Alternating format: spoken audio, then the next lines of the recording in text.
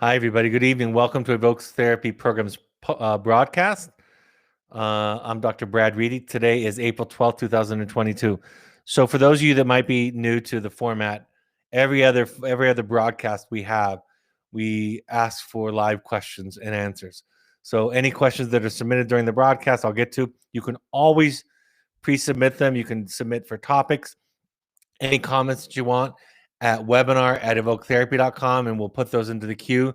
So for those of you that are attending live this evening, please submit your questions. Malia, who's moderating, will pass them on for me as the broadcast goes on. So let me start with the first question of the evening. Somebody writes, one of the things you brought up in part 2 of Context in the Context podcast is that childhood rebellion is a symptom of a disturbed parent-child relationship. But isn't rebellion inevitable if the child individuates, even in good parent-child relationships? Wow, great question. Actually, I mean, I think you're right, but then we don't call it rebellion, or it doesn't escalate where it becomes, I'm going to use the word pathological. It's not the best word, but troublesome, problematic, maladaptive. It doesn't reach that level if parents and child together can negotiate this differentiation. But you're absolutely right. One of the challenges for all of us as parents raising children, as children move into adolescence and young adulthood, become themselves more and more and more, and have the ability to state their mind, to say what they want, to develop their own values. The challenge is that the dilemma is for all of us is, how do we, where do we let go? How much do we let go? How much freedom do we give them? How much can we tolerate? How much are we comfortable with? Or how much do we, where do we draw the line? Where do we remain firm? So yes, I mean, that's your comment inside of your question is very wise, because it only becomes problematic when one or both people, kind of go off track. And since I'm doing a podcast that's principally for parents, I'm going to focus on the parents going off track.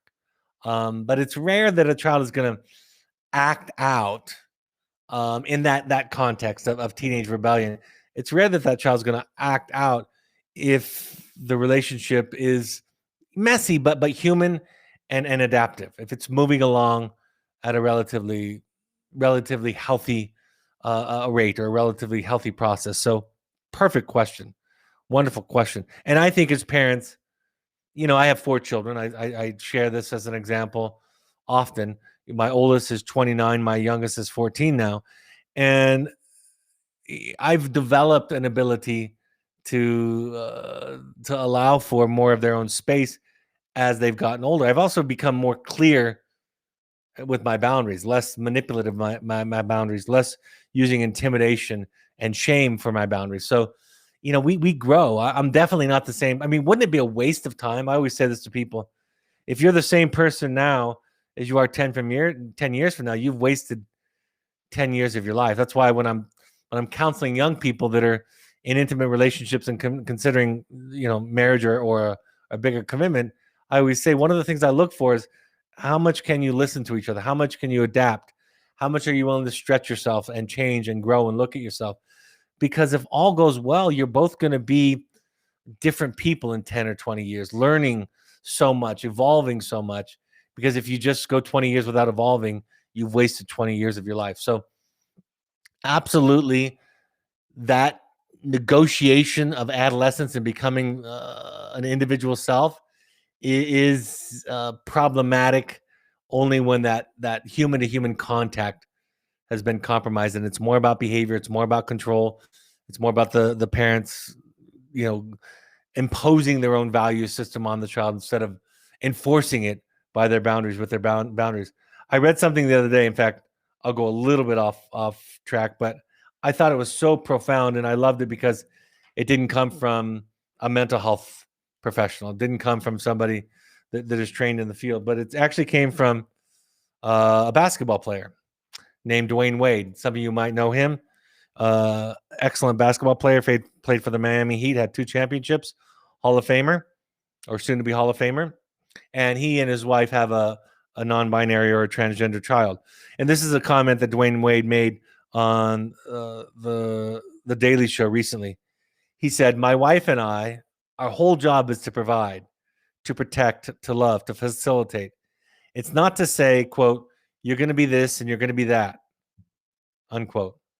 It's to find out who our children are, find out their likes and their dislikes, and try to help them through life, find themselves. It's not about us. You know what I mean? It's not about us. Again, a really wise layperson who knows that, yes, you have to have boundaries, because boundaries are evidence of having a healthy self, being who you are, and your children are going to have to adjust to those. But the task in parenting is really supporting children where they need to go, supporting them to become who they are. And when they bump up against your boundaries, they do. You have to you enforce them, you support them, but it's not about molding them into what we think they should be. So I think that's an excellent quote. Somebody writes, if only one parent can attend a Finding You intensive due to financial limitations, what do you recommend as criteria to determine which parent attends? Well, that's a tough one.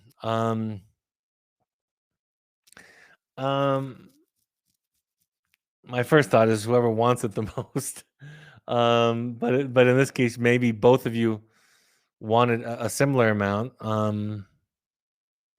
I mean, I'm not supposed to answer this question on a broadcast because I'm supposed to be doing psychoeducation, but I'm happy to respond. Maybe there's a scholarships option that we can work with the family. We have that in our wilderness program also. Yeah, I don't know how to answer that question. That's a tough one. I really don't. Wish I did, but I can't really think of anything that helps me draw the line. Maybe it's the person who's done, if you both want to do it the same, the one who's done the least amount of work, maybe the one who has the farthest to go in terms of their relationship with the children. Again, that asks some questions that could lead to some difficult and vulnerable conversations, but I suppose that might be some thinking I would put into the equation. Somebody says, thank you. Somebody says, can you tell us more about about the family program on site? Do we get to go into the field? What about siblings? Malia, could you go to our family page and just share the link there? You can do a family overnight. Most of our clients have their parents come for a family day or a family overnight or both. You can also extend it a day or so based on your schedule. We typically won't have siblings come into the program. It's just that to bring a sibling in, if they haven't been on the phone calls, which I assume they haven't, we end up spending an inordinate amount of time focusing on and bringing them up to speed. So that can be challenging for us.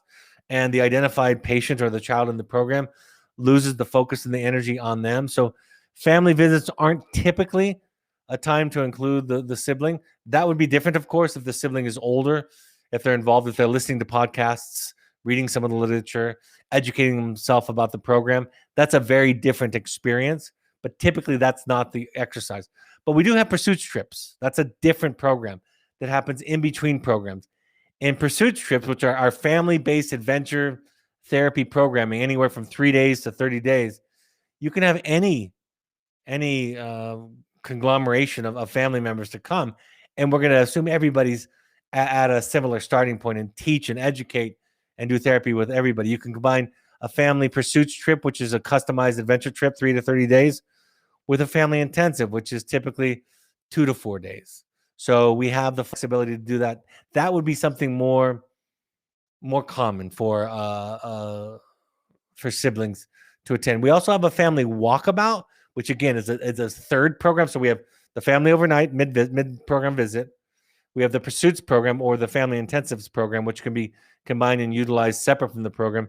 And then we have a family walkabout where you can bring in parents and a sibling, and we have 2 staff spend several days with them. Again, different. That's not typical part of the program, but it can be added onto the program. So yeah, those are just some things of the many that we have available, but those are some of the things. And Malia has just shared with you the family involvement link. So if you're curious about what else is offered, you can click on that. All right. Somebody says, I set boundaries, but my child will not abide by them. What am I to do? He is 14. I can't ask him to leave the home. This is pre-evoke, by the way. He seems to be gaining insight, so maybe this will not be as much of an issue when he returns.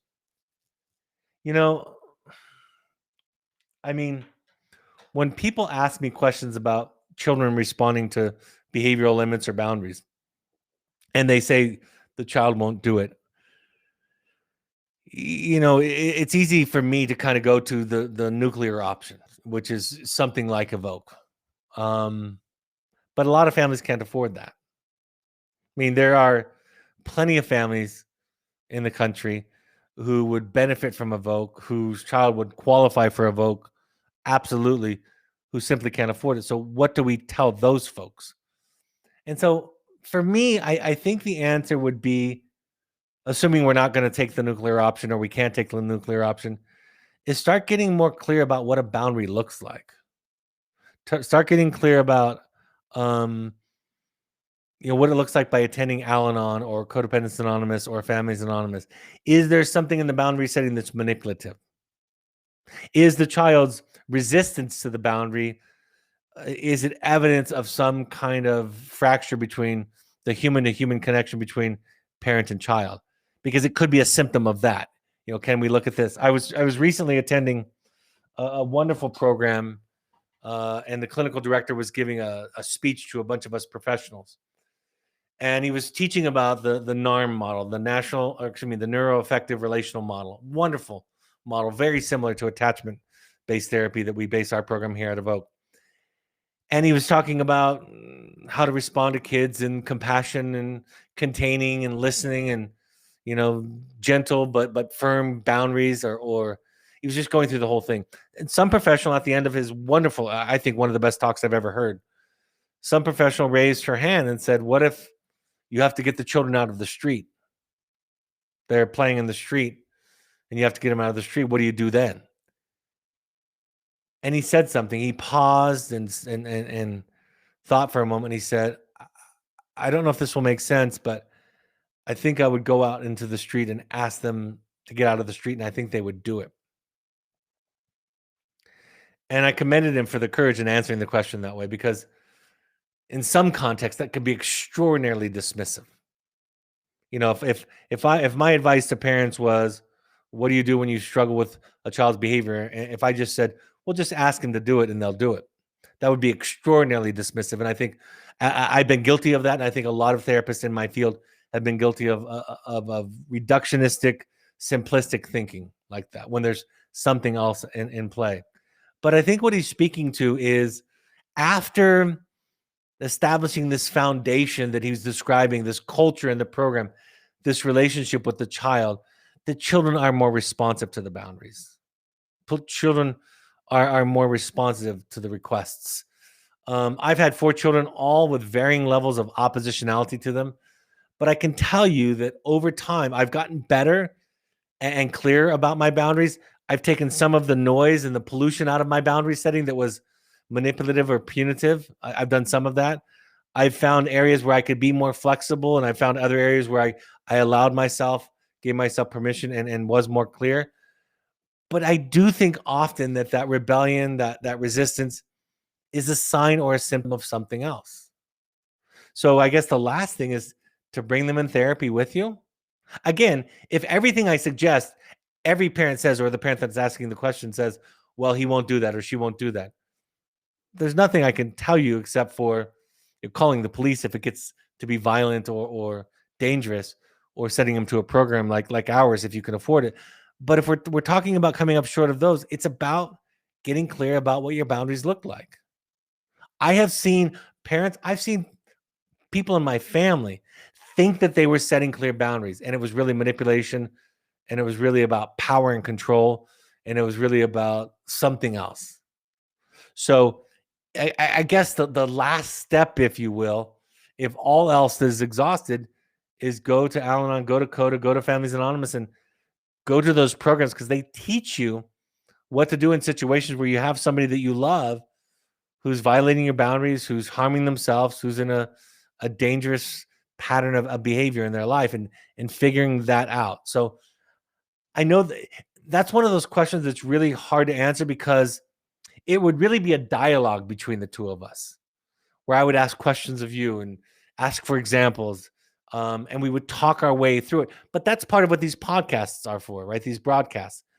It's to introduce you all to a way of thinking, to invite you to a different way of thinking, to, even though it's only one-sided in the sense that I'm taking questions and comments, but I'm really talking to you. Find out where your part of the issue is. When I titled the book "The Journey of the Heroic Parent," and I get asked all the time, as I do, what is a heroic parent? It's a parent who's willing to consider their participation in the problem, that they have some part in the dance, and that some of the reason that it's going south has to do with them. It's not about blame. It's not about being a crazy or a bad parent. It's about having the courage to look at yourself in this dynamic. So that's the best I can do to answer that. I hope it was helpful. All right, next question. Somebody writes, our son's therapist recently talked about working with our son regarding attachment. He specifically said that our son seems to have a disorganized attachment. When I read about the different types of attachment, it seemed that the parenting had to go way off. Can you please explain if disorganized attachment is the result of adoption? He is adopted, but I was more of a secure attachment parent when I read the description. Absolutely. Disorganized attachment means that there's inconsistency. And even in your short little post, you're describing inconsistency.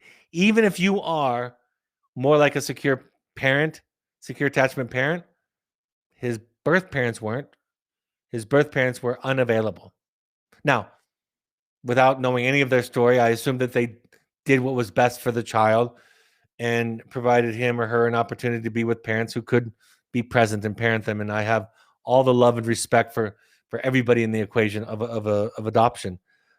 But yes, there's a push and a pull. There's, you'll be there for them, but somebody wasn't. And so he kind of doesn't know where, or she doesn't know where to stand, doesn't know where the secure footing is. So even in your story, there's that.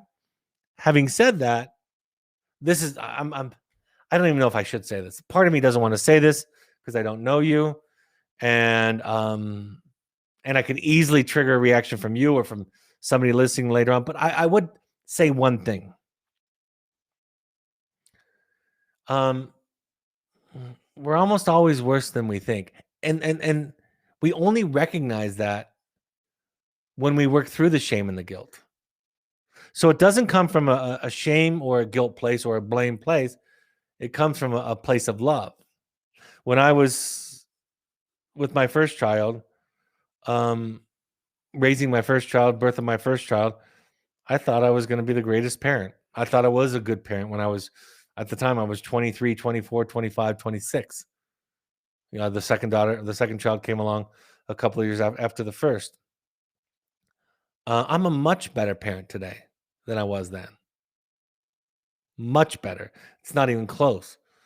I've heard people talk about they thought they were good listeners until they really did this work and realized how little they listened. I can't tell you how many times parents have taught me that. So I don't know. You might be more like a secure parent. Maybe that's true, but keep working at it. The more work that we do, the more we can look at our flaws and our fallibility and our humanness without shame, without guilt, without fear, without retreating. We can look at it with even a sense of humor at times. So I hope I'm not dismissing you, because you may very well be the most secure parent that there is, and you may perfectly fit that category. That's entirely possible. But I was just doing a podcast interview with somebody today on somebody else's podcast, and they were talking about, it's similar but different. They were talking about when people come to her, it was a therapist interviewing me, and she says people come to her and they say, I had a really good childhood and both my parents were consistent and they were there for me and I love them and they loved me. And so, going backward doesn't make a lot of sense to look at why I'm struggling today. I think I had a pretty good childhood, and I responded the way I do whenever I'm asked that question, is I said that therapy can fix that. When clients tell me they have a good childhood, I tell them that therapy can fix that. So keep looking without shame or blame. Keep looking, see if there's stuff to work on. See if there's unconscious stuff. See if there's just a lack of awareness. And if you are that secure parent, he or she still has an insecure experience with parental figures. And that could lead to disorganized attachment. Somebody writes, in some situations, we are just up against mental illness, and no one has figured out. I've been at this work hard every day for over a year, and I still have tons to learn. But our 15-year-old son doesn't want help now. He's not finished being angry with blaming others. We don't want to just send him away for the sake of it. But until he's ready, that's what's going to happen. We just can't break through all the mental illnesses yet. Thoughts on how to cope with a child who is alive, but in a way already dead. You know, not everything is created by the family dynamic and the parental dynamic. I spend most of my time talking about that because that's the thing over which we have any control whatsoever. We don't have control over the genetics once the child is born. We don't have control over peers and the media ultimately and those kinds of things. So we focus on parenting because it's so critical and core to the child's sense of self, and it's the only thing that we have control over. But if you have a child with mental illnesses, which children come with different genetics, different organic issues, you need help. You need support. You need therapists. You need a mentor. You need a sponsor. That's why we ask you to go to 6 support groups to try it out. We invite you to the podcast and to read the books. We invite you to come to Finding You. You know, we have a Finding You intensive. Come to a Finding You intensive, and it's not about figuring out what you did wrong that caused the child to go sideways. It's getting the resources that you need to deal with a child who has a mental illness. There's a real interesting paradox in good parenting work. And the paradox is I want to see my part in it, but I don't want to look at it as cause and effect. You know, that's why I bristle so much against therapists who imply to parents that it's a simple cause and effect. Believing it's cause and effect, even if you use that to motivate parents to do the right thing, is the problem in the first place. If I believe I can control you, that's the disease. You see? That's the problem. It's the best way to explain it, I think, is like hitting a tennis ball in a tennis match. You trust your swing, you practice, you get instruction from a tennis instructor if you can, and then you trust it and you swing. But if you try to aim it or guide it, you lose power. You lose control. I remember that's the reason why I couldn't be a pitcher in more advanced levels of baseball past Little League, because when I got nervous, I was horrible. When I wasn't nervous, I was the best pitcher on the team. I was the best batter on the team. You know, in the early stages of practice, they'd be like, okay, you're going to bat fourth and you're going to be our starting pitcher. And after 4 or 5 games, they're like, no, let's move you maybe down the lineup 4 or 5 spots. And maybe you'll pitch only if we absolutely need you. Because I couldn't do it because the anxiety, the aiming was the problem. And so it's really fear that's the enemy. It's really, and control as a solution to fear. That's the disease. That's the problem. You know, Darth Vader's, I'm a Star Wars geek, Darth Vader's behavior and approach to life, in his mind, was the solution to the problem. That's why Darth Vader is a symbol or a metaphor for a way of being that is in Al-Anon. It's in substance abuse disorder. It's in working with people that are in relationship with people with mental illnesses. If we meet our fear with control, we don't grow. We don't get healthy. If we learn to work through our fear, learn to deal with our anger over here, with a mentor, with a sponsor, with a therapist, with a support group, with a trusted friend, or even a spouse.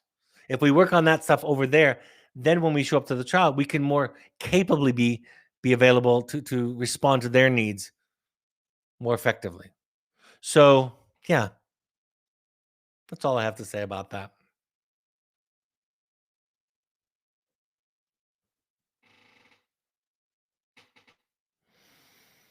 Do we have more, Malia? More questions? Oh, here we go.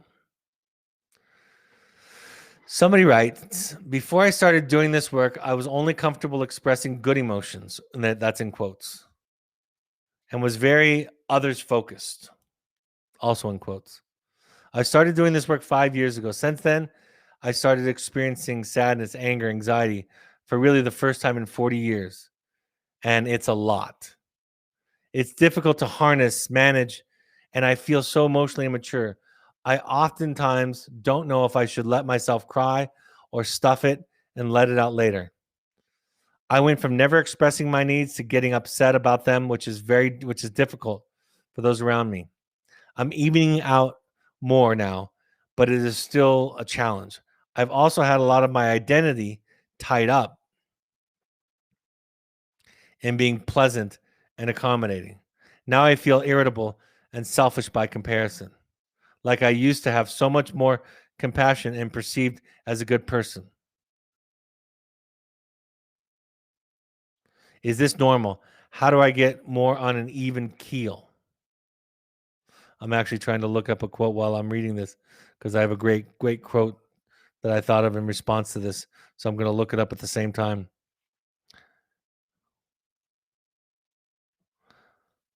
Is this normal? How do I get to be on an even keel? So far, the best thing I've done is breathe and try to be clear in expressing myself. I've also had to back away from old relationships, at least while I'm getting this figured out. You know, I don't know if I'll be able to find it, but I can speak to it, even though I don't have the direct quote. What you're describing is a spiritual awakening. You're describing somebody the quote that I was trying to look up that I couldn't find says, it's only when we're utterly lost do we become clear about where we are and who we are and what's around us. And so your lostness, as you free yourself up from the shoulds and the shouldn'ts, one of the questions you asked was, should I cry? There's no answer to that question. Since the goal in therapy is to become yourself, to become your most authentic self, the answer to the question of what should you do could never be answered because there is no should. You learn to become who you are. And from that place, you have access to more love, all of it, in fact, I think, more creativity, you're more resourceful, you have energy. It's the previous life that you've lived in bondage to shoulds and shouldn'ts that has kept you more lost when you thought you weren't lost. I love it, and I don't love everything that she teaches and says, but I love Brene Brown. In one of her first TED Talks, she said that she was having a mental health, she was having a breakdown, a nervous breakdown. And her therapist said to her, she tells this in her first speech that went really, really viral. She said, but my therapist called it a spiritual awakening. And that's what it feels like. You're unraveling, and it gets a little bit messy and crazy. That's what a midlife crisis is.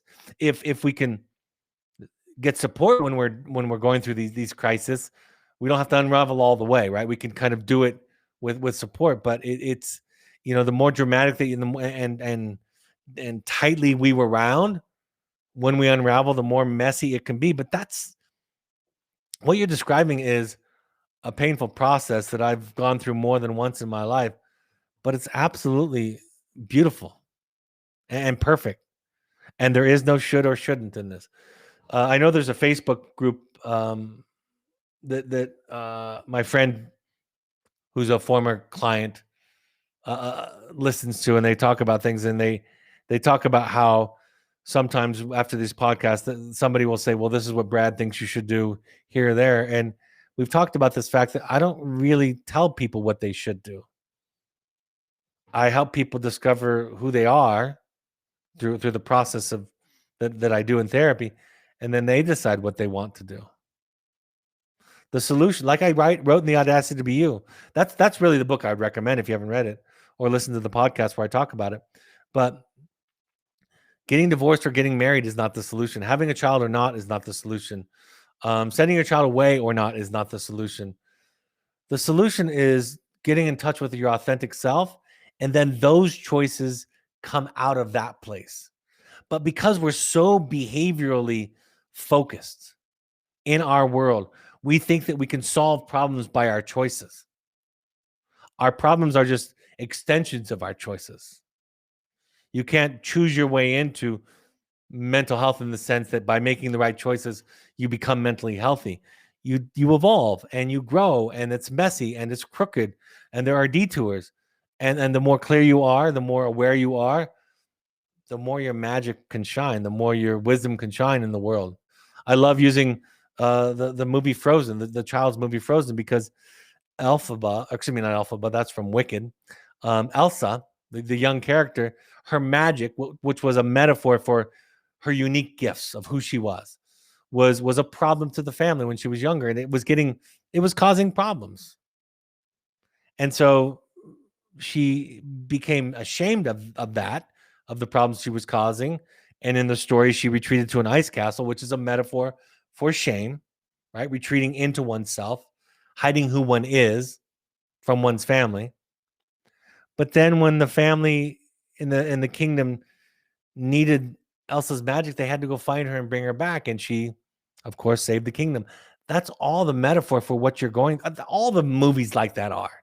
It's always the same story. The thing that is the problem when we were young becomes the gift later on. Who we are when it can't be accepted or honored or valued will eventually become the greatest gift. And so I'm with you. You're not alone. I think it's wonderful and beautiful what you're describing. It's not uncommon, and it's hard and confusing, and you can feel lost. And you're going to lose old relationships, and you're going to be more irritated the more you're awake you are. And your compassion is probably scarce. And even Harriet Lerner talks about this in her book, The Dance of Anger, which is really a book about boundaries. One of my 5 favorite books in mental health. She describes very clearly that when one person, when you awaken, people go through the obnoxious phase. And so we have to allow ourselves some grace, and we have to allow those that we love some grace as they wake up to what is in this process. So yeah. What are your 5 favorite mental health books? I just said that number.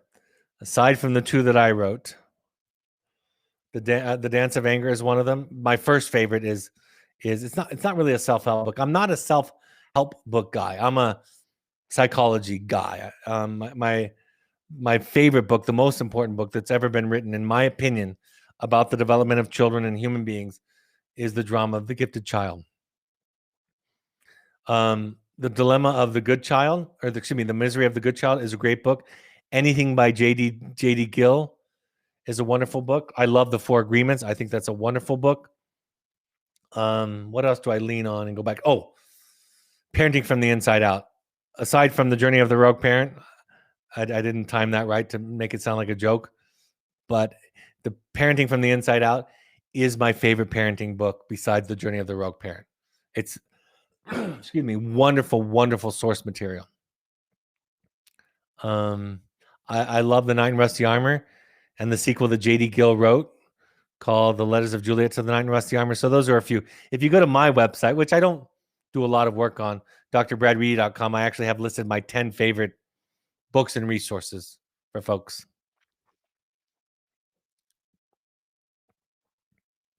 All right, I'm going to go up to upcoming things, and then if there are any leftover questions. My 2 books, The Journey of the Rogue Parent and The Audacity to Be You, are available on Amazon and Audible. If you want to do, if you want to get extra support, one offering that we have is we have support groups for current and alumni families of wilderness clients. So April 14th is the next available one. 6:30. We have one a month that's just for alumni parents. That's April 26th.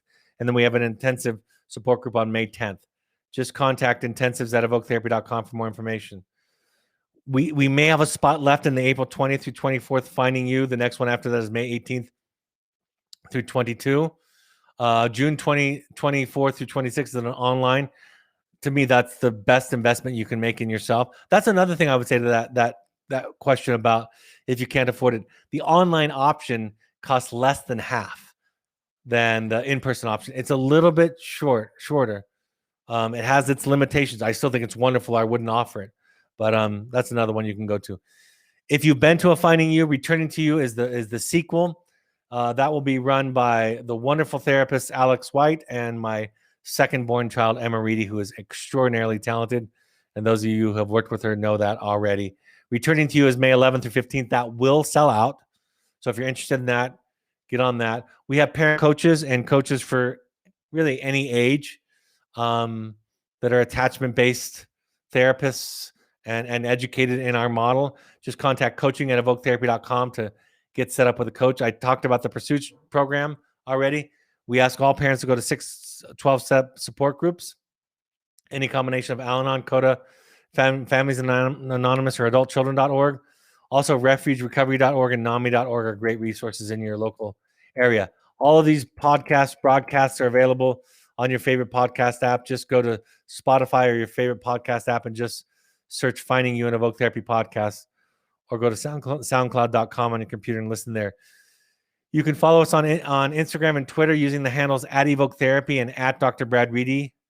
You can also find Evoke Intensives on Instagram at Evoke Therapy Intensives. On Facebook, you can find us by searching Evoke Therapy Programs or Evoke Therapy Intensives. And Malia, who does a wonderful job of curating our blog, has new blogs up each week. Go to our blog to get updated information there. I think that's it for this evening. Am I right, Malia? Or is there anything left over? The 12 steps groups seem to be grounded in religion and powerlessness. This is hard for me. Any thoughts on that? It's a spiritual practice. That's why I put up here NAMI.org, because that's, refugerecovery.org. Try that. There's also a sister program to that, and I need to put that up there because they had a split a handful of years ago. But that's Buddhist inspired, and it's not necessarily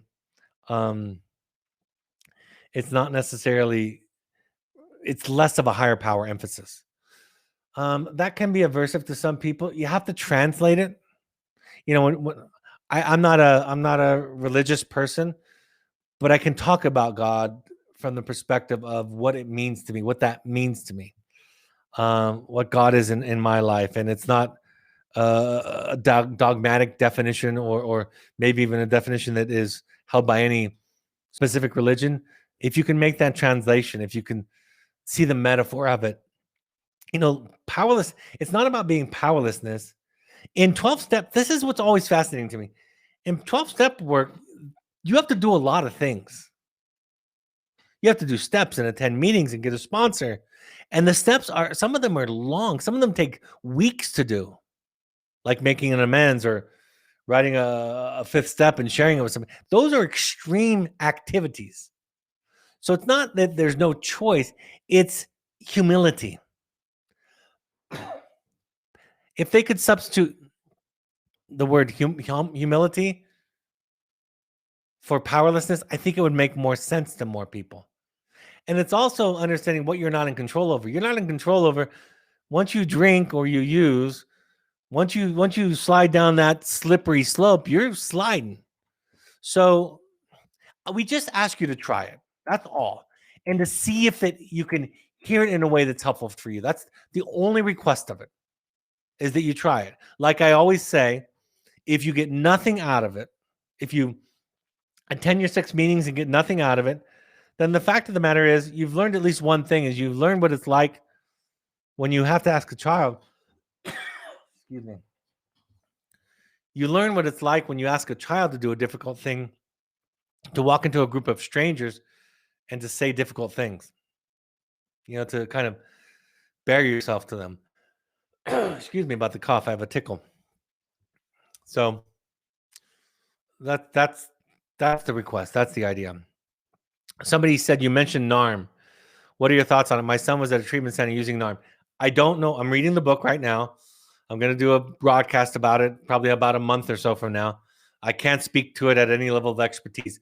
Everything that I've read so far and the presentation that I've listened to on it, and I've sat in on a couple of presentations, it's virtually attachment-based therapy, but more systematized. It's more, they've done a great job of kind of routinizing it, manualizing it. So from what I've heard, it's very, very, very compatible. Excuse me. There's going to be a lot of coughs and chokes to edit out of this podcast, Malia. Somebody writes, can you speak to your experience with teens that seem to speak very aggressively with little provocation? It's almost like they don't see it as offensive. Or is it that they don't care about others? Or could it be something on the spectrum of Asperger's? This has been a long-standing issue with our son. Just wondering if there's more to that. Could be all of those things for sure. That's why the idea when our children are acting out is before we try to change the behaviors, we get curious about what the behavior is teaching us. That's why a therapist can kind of help. I've learned recently more than other times that I'm not always the best at analyzing my children because I'm in the equation. I was asking my therapist, who I consider to be the most capable analyst I've ever met, I've ever heard in my life. And I was asking her a question about her child, who's an adult with several children himself. And she said, I think I'm too close to it to answer that specific question. And so finding somebody else who doesn't have a dog in the fight, who's not in it, to give an assessment. The Journey of the Heroic Parent talks about, both my books do talk about this a lot, but it goes back to the quote from Henry Wadsworth Longfellow that I often quote. Henry Wadsworth Longfellow said, if we could read the secret history of our enemies, we would find in every man's story suffering sufficient to disarm all hostility. In other words, if we even read the background of our enemies, we would have compassion for them. We would understand them. Or a shorter quote by Abraham Lincoln that I love, that I saw on somebody's porch 25 years ago, and I've never forgotten it, where he said, I do not like that man. I must get to know him. And so the question you have is the right question.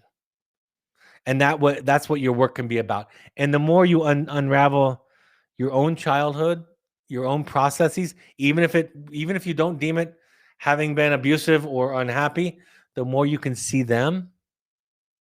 When Merlin in the Knight in Rusty Armor showed up to the knight, when the knight called for him, and Merlin showed up and started responding immediately to the question that the knight had.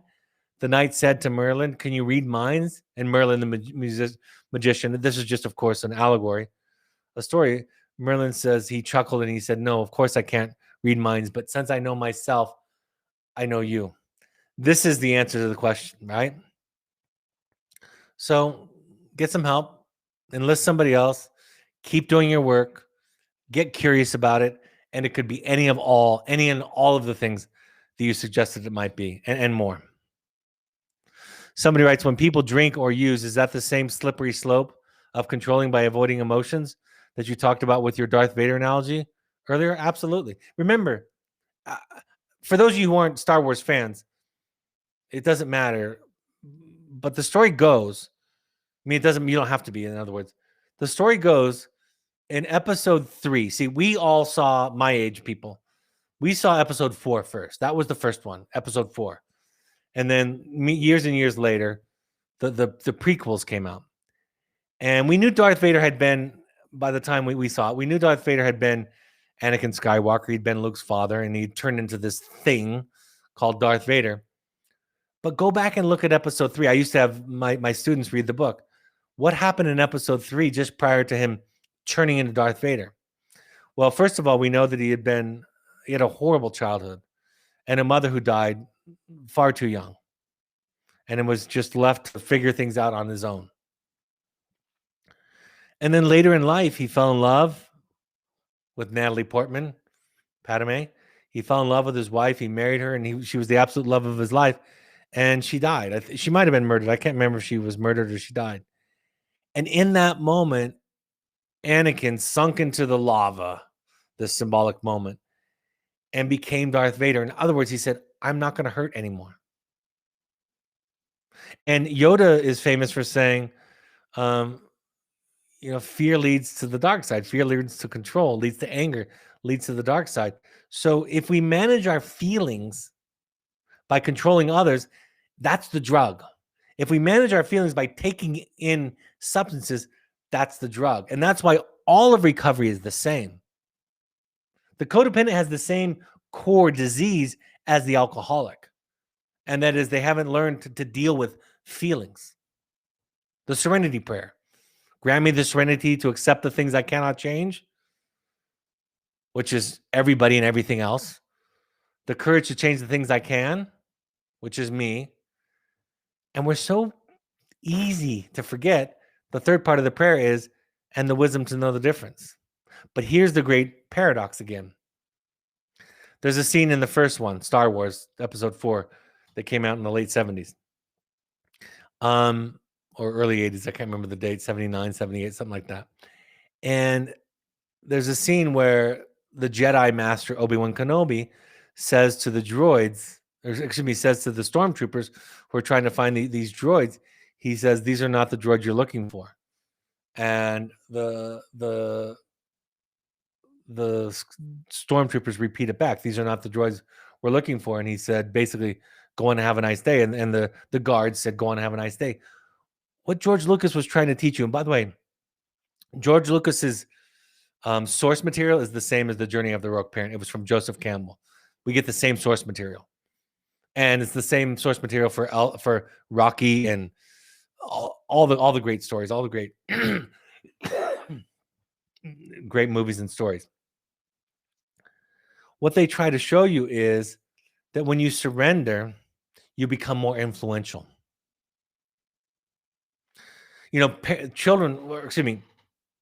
Therapists will often ask me, well, Brad, we can't just let go and not, we're hired to facilitate change in parents and in children. And I say to them, I know what you're hired for, but this is how you do it.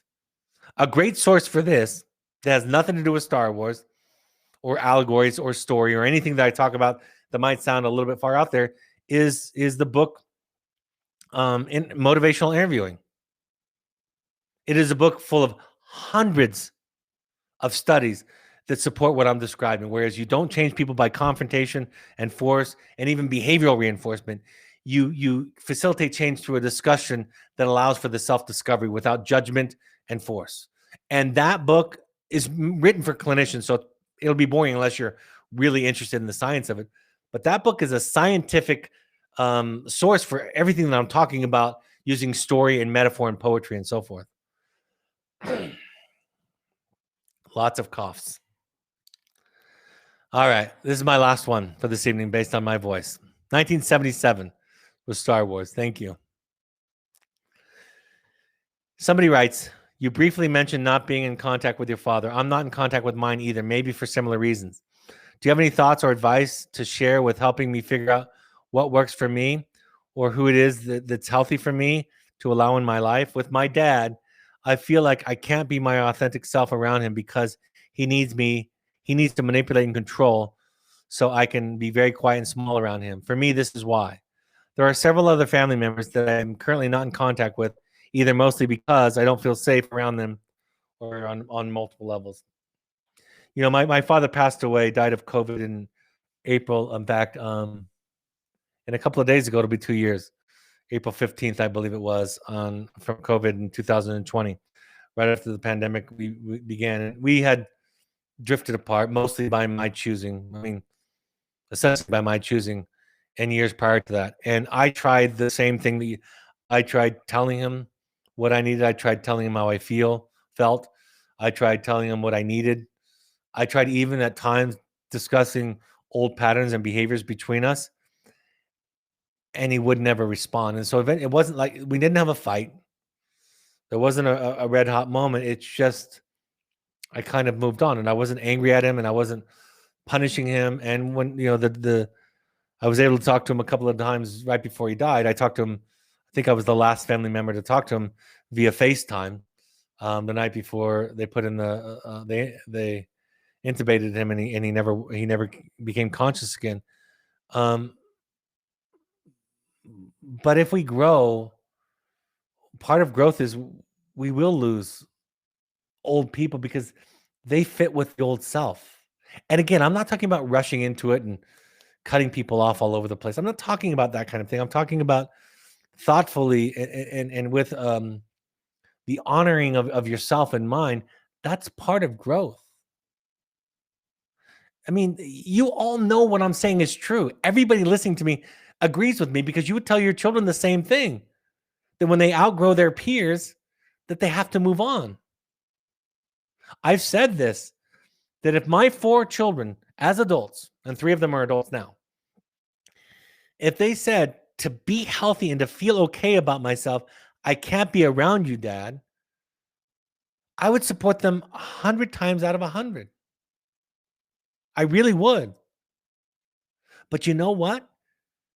Because I believe that, because I live that, they don't need to go anywhere else, because they can be themselves around me. Another paradox.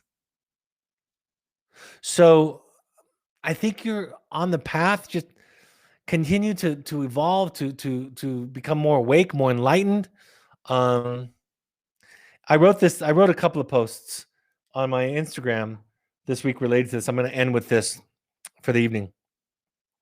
One of the posts I wrote was, the reason we find it so difficult to find and form healthy relationships with healthy partners or others is because we have little to no experience with it.